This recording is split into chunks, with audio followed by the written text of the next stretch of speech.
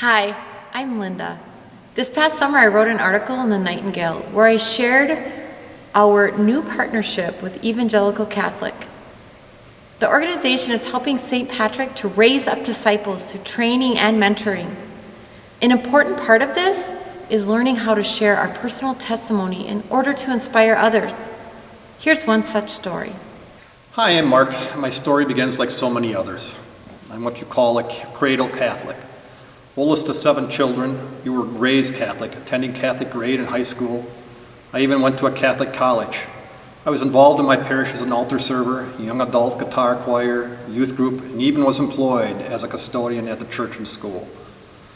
Catholic life was a comfortable routine, and the sacraments were merely mile markers, including my life after marriage and when we started having children.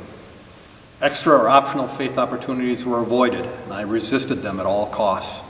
Those in my mind were for holy rollers. While I avoided faith-based opportunities, I enjoyed being at church and volunteering, often with some of my children in tow. Ironically, as my children grew, they became more and more involved in the faith-based opportunities. While I was impressed, I had absolutely no desire to join them, as I was comfortable. When my oldest child was signed up for his first mission trip, I was asked to be a chaperone. After 2 to 3 weeks of being asked by a very persistent youth minister, I agreed to go, and as suspected, the trip was a struggle.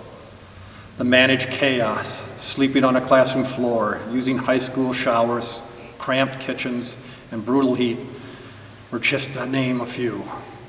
To add to the misery, we attended morning and evening prayers and masses combined with adoration and reconciliation that were pushing me to my limits. This is where my story changes.